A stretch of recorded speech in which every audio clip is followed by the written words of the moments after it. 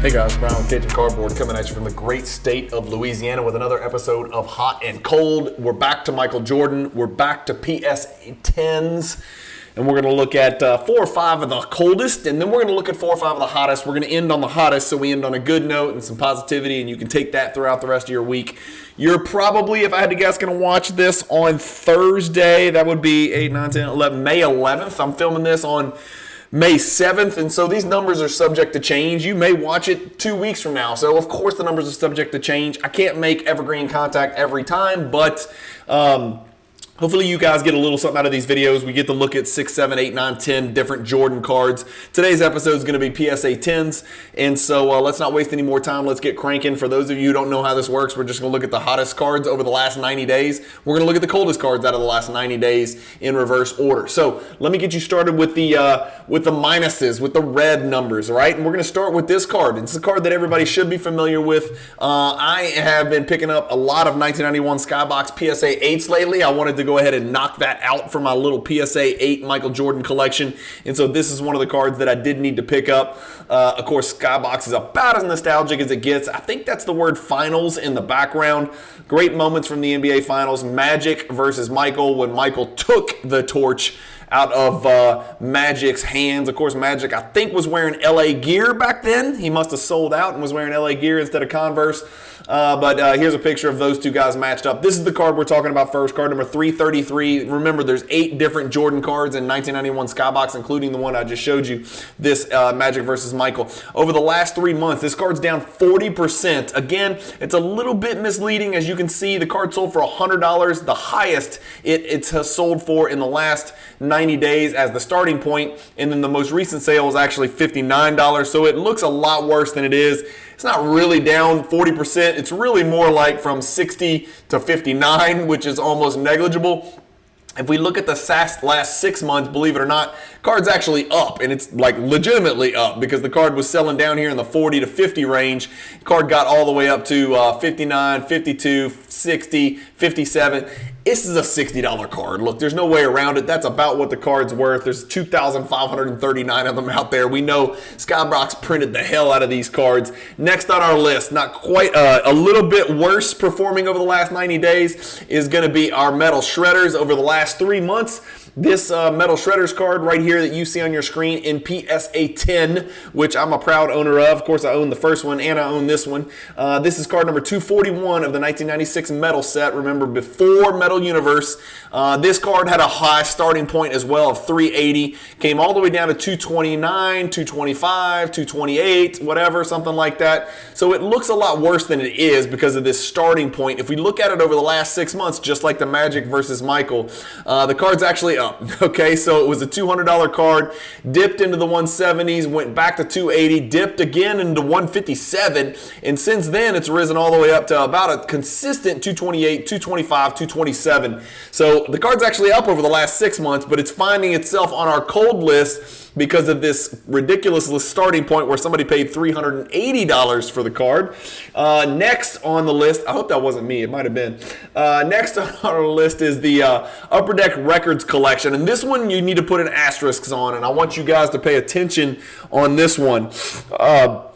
Here's a picture of the card we're talking about. It's only a Pop 14 card, very, very rare card, and this is what's interesting. Look at this.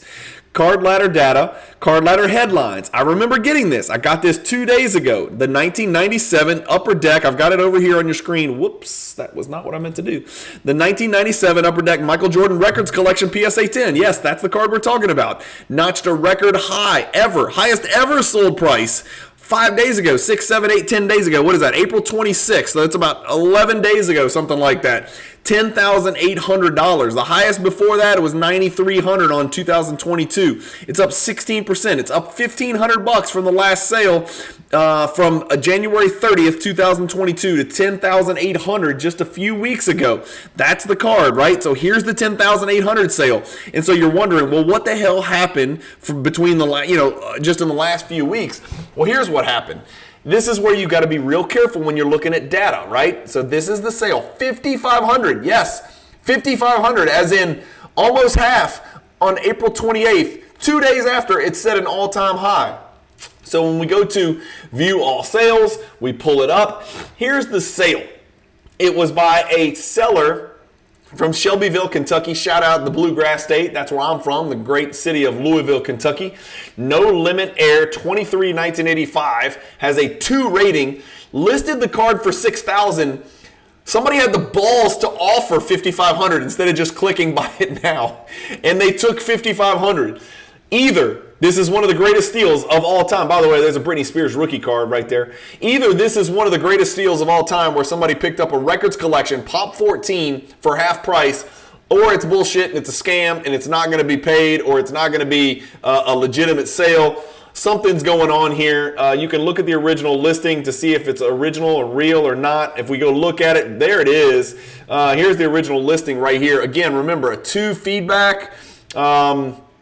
Yeah, I don't know, man. I don't know what's going on with this card.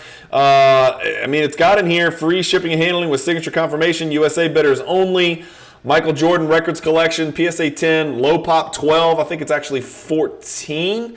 Maybe I'm wrong on that. Yeah, pop 14. But I don't know. You guys tell me what you think in the comments. Legit or not legit? Somebody maybe just doesn't know what they're doing. Put this card on there, is new to eBay, and sold it for half of what it's worth. If we go back longer, let's go back 2 years. I mean, it did sell for $5,000 in January. Again, what's the deal with that, man? What about this sale? Let's look at this one. What is this? Well, this one's not pulling up, so it looks like that one might not be legit. I don't know. Crazy, crazy, crazy. Anyway, get back. Oh, God, here we go. Whenever we do this, this always happens in card ladder. Sorry, let me get this right. Boom. There we go. Okay, records collection. The Fournier Estrellas. Here it is. It's a Spanish card, not a sticker. It's got the rounded corner, so it grades pretty well. Pop 3,304 for this Fournier Estrellas, number 22. This card's down 50% over the last 3 months. Let's go back to the 3 months here. There it is. As you can see, again, crazy high starting point, and then 1, 2, 3 consecutive nosedive sales here. If you look at it over the last 6 months, it's down 35%. Again, this thing just nosedived. It was actually way up over the last 6 months until these last 3 sales, which are way, way, way down. Again, I'm a happy owner of that card as well. The next card on our list is this 1992 Upper Deck All-Star Weekend. This is, again, we're talking about the cold cards.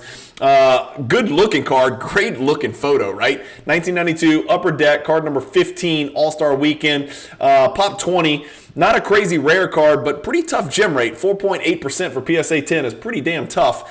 This card is just like a camel humpback. 3 months is going to look terrible. 2 data points from 565 to less than half of that 255. Somebody might have gotten carried away with the low 20 pop or whatever. I don't know. Let's look at it over the last year. That's it. It just doesn't sell that much. The card's probably about a $250, $270 card just because of the crazy gem rate. The gem rate is probably due to the fact that it's all dark edges, all dark corners, but it is a good looking card. Somebody just went nuts and just kind of blew their wad here on 565. That seems a little bit ridiculous to me 2 months ago. And then the coldest card is this embossed with coating, and here's why. Guys, this is why I do these hot and cold lists, but I continue to talk about it. There's more to the story, right?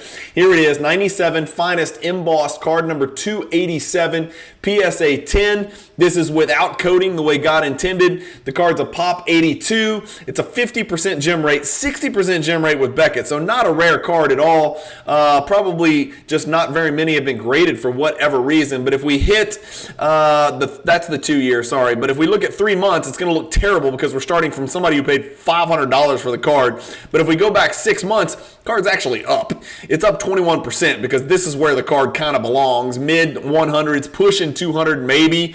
167, 103 it dipped down to. If we throw out this arbitrary absurdity here, we go to 164, 182, and then 203. So the card's actually rising. So it's really a misnomer. The card's not nearly as cold as it would appear to be when you look at the graph from 3 months. But I do want to see who the hell paid $500 for this card. When was that? Where is it? First of all, where is it? Where is it? There it is. So somebody did it on Golden at auction. I don't know what the deal was. Was it like accidentally a refractor that was mislabeled or something like that? I don't know.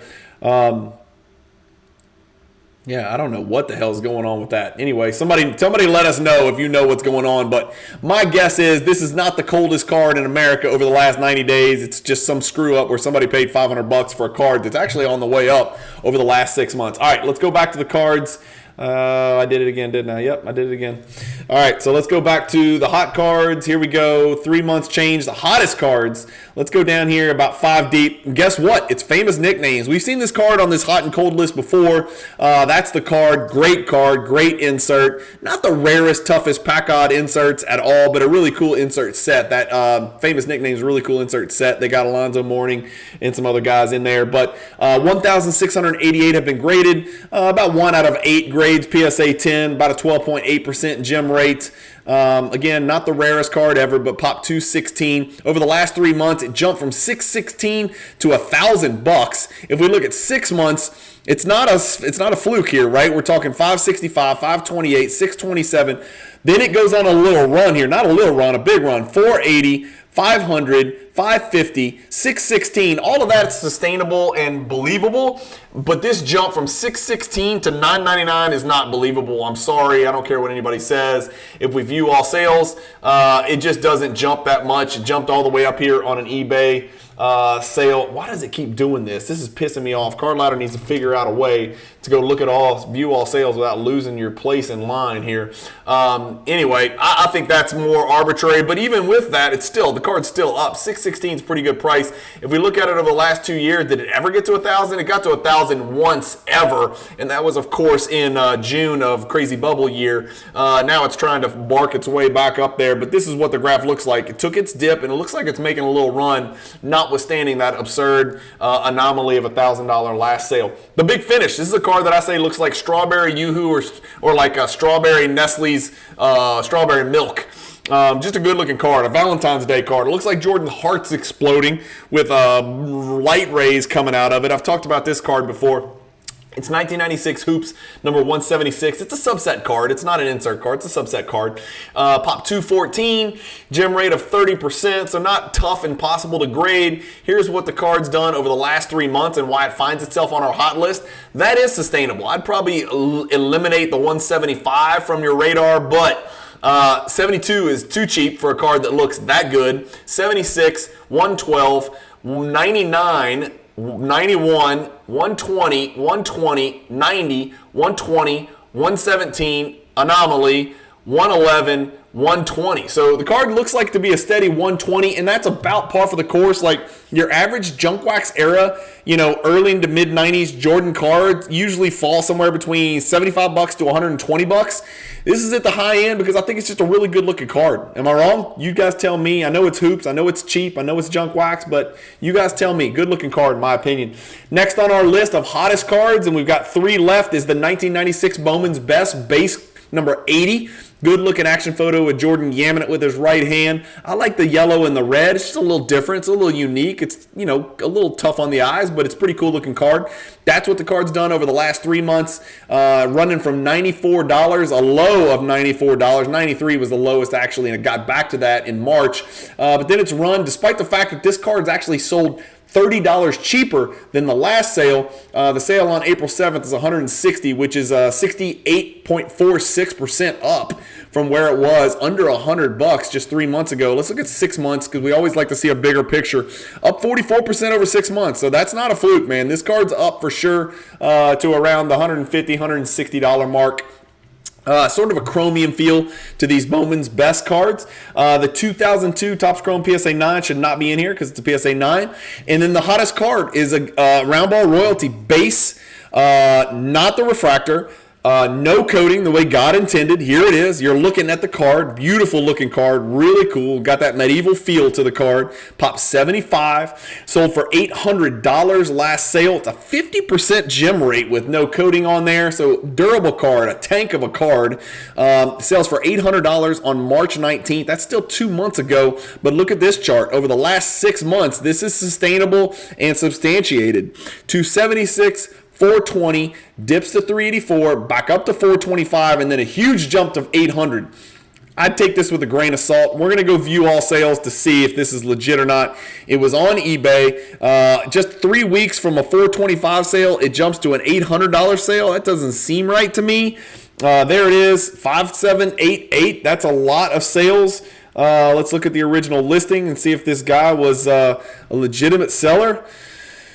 100% feedback, 5,788 sales. Card Ladder doesn't vet every single sale. It was not even a really very good picture. It was a very blurry picture. You can't even really tell if the card was a good card or not, but looks to be a legitimate sale to me, but that does seem like a illogical jump from $425 up to $800, but that tops our list. Let me know what you guys think about the round ball royalty. Good looking card. Of course, is a refractor parallel insert version of the same card, but that does it today for our hot and cold list. That's it. Just a couple Jordan colds, a couple Jordan hots, and then you always got to dig a little bit deeper to get a little bit more of the story, because I don't want it to be misleading. Again, I'm not in it to win it. I'm not here pumping and dumping any of these cards. I'm not telling you to buy hot and sell cold. In fact, I would probably do the opposite. If a card has gone down significantly over the last 3 months, those are the cards that I would look at. In fact, I sometimes use this Card Ladder Index data tool to go find the Jordan cards that I don't have that have gone down the most over the last 3 months, and then I dig a little deeper into the minutia and the data.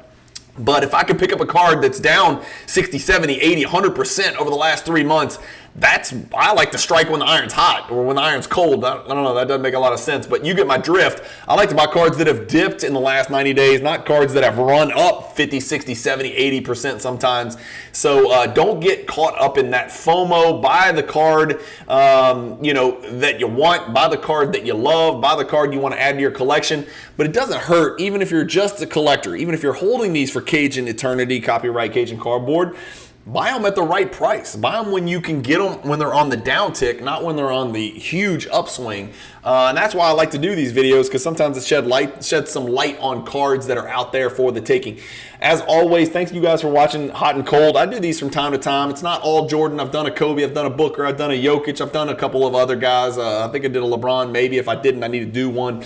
So maybe one a week, something like that. I try not to do them too often because it'll be the same cards you see, because I like to look at about a 90-day window rather than like a 1 week window, because it's just not real indicative. One data point can skew it too much. You can see even in a 90-day deal, even with 15, 20 data points, sometimes it can be really skewed. And so it's not a perfect science. It'd be a lot more helpful to look at it like over a 2-year period, but even then it's beginning and ending data points. So you got to look at the story in between. You can't just look at the forward of a book or the cover of a book and then look at the back and look at the credits and understand anything about the book. You got to read the freaking book, right? And so I'm giving you cliff notes, but I want you to go in, open the Jordan book and read it and make sense of the data as well. And that's what I try to do on these hot and cold videos as well, so it's not misleading. I don't want it to be misleading. And again, this is not per se an investment video. I'm definitely not giving investment advice by any stretch, because I almost never do that. Very rarely will I say that's a card to buy, but